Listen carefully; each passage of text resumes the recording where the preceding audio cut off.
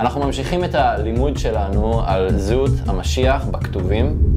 בפרקים הקודמים אנחנו דיברנו על ספר ישעיה נ"ג, על קטע מאוד מיוחד בספר הזה. בעצם קטע שמתחיל בישעיה נ"ב פסוק 13 ומסתיים בסוף פרק נ"ג. מה שאנחנו הסתכלנו זה על כמה פסוקים מתוך הקטע עצמו.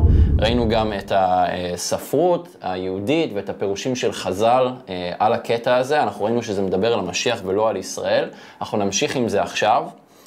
בעצם אנחנו ככה בשביל לסכם בקצרה, אנחנו בעצם ראינו שהמשיח יהיה גדול מן האבות וגם ממשה, שהמשיח בעצם יישא על עצמו את חטאי העם, ושאלוהים יפגיע בו את העוון של כולנו, היה הפסוק האחרון שדיברנו עליו.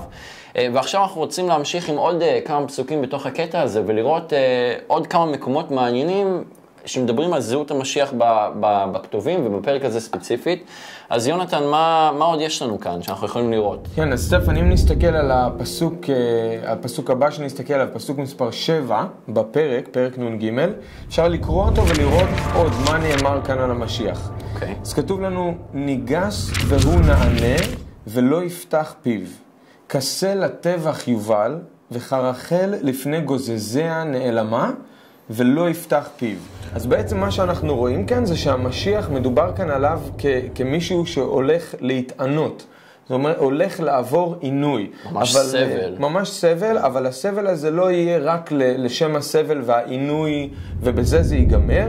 זה כתוב ממש שהוא יכסה לטבח יובל, טבח כמובן שזה מוות. ואנחנו מסתכלים על המילה סבר, רחל, זה מילים שמייצגות קורבן, זה כמו החיה, כבשה שהיית מביא, עשה שהיית מביא לעולה, אז הוא גם כאן יבוא כסה לטבח, למוות שלו.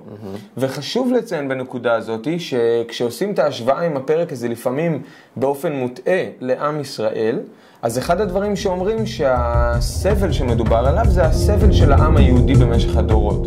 אבל אם אנחנו מסתכלים על הפסוק הזה, אנחנו רואים שהמשיח בחר ללכת אל הסבל בלי התנגדות. הוא לא פתח את הפה שלו, אלא הלך עד הסוף אל המוות, כסה לטבח. ועם ישראל, אנחנו יודעים, ויש לזה גם הצדק וסיבה, תמיד מרד ותמיד ניסה לצאת מהצרות שהוא נקלע אליהם, תמיד ניסה להתגבר על כל הרדיפות האלו. אף פעם לא הלך מרצונו אל המוות ואל הרדיפה, אלא תמיד ניסה להתנגד. עם ישראל אף פעם לא חיפש את הדברים האלה. נכון. למעשה אף אחד לא מחפש את הדברים האלה, אבל כאן אנחנו ממש רואים שזה, המשיח ילך מרצונו לקראת משהו שהוא יודע שנמצא מולו. נכון, כן, נכון מאוד. אז זה מאוד מעניין, ואני רוצה עכשיו גם להסתכל על משהו שהרמב"ן אמר, וזה מאוד מעניין כי זה ממש תואם את ההבנה הזאת. בואו נקרא את זה ביחד. זה מתחיל ואומר, ניגס הוא ונענה. אז אנחנו רואים את השיוך לפסוק הזה, זאת אומרת הוא מדבר על המשיח והוא ממש משייך את זה לפסוק הזה, והוא ממשיך, כי בבואו מתחילה אני רכוב על חמור, שזה זכריה ט' פסוק 9, שזה בעצם אומר שהמשיח יבוא עניו ורכוב על חמור ועל עיר בין אתונות, גם כן משייך את הפסוק הזה למשיח, שגם כן יש סביב זה ככה שיח, אם כן משיח, לא משיח, איך המשיח יגיע רכוב על חמור לירושלים היום.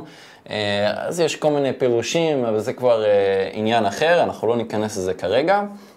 ואם אנחנו ממשיכים במה שהרמב"ן כתב, הוא אומר, ובבואו עליו נוגסי עיר ועיר ושוטריו יענו אותו בחירופין וגידופין. ושוב פעם, שפה מאוד קשה, חירופין ולחרף ולגדף, זה מילים מאוד חזקות וקשות. והוא ממשיך, כי רדפו אותו את אלוקים אשר בשמו בא, וכן משיח לא יענה וישתוק ולא יחדל מלדרוש לישראל.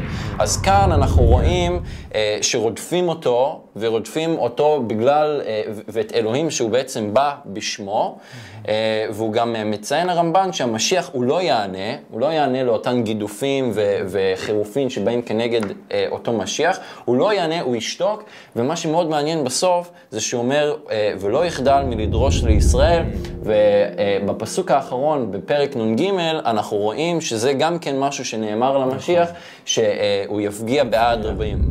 ואנחנו רואים גם כן את העניין הזה של לדרוש או להפגיע, כלומר לעשות משהו בשביל אחרים. אז כבר כאן אנחנו ממשיכים לראות דברים מאוד מעניינים שנוגדים את ההבנה הכוללת.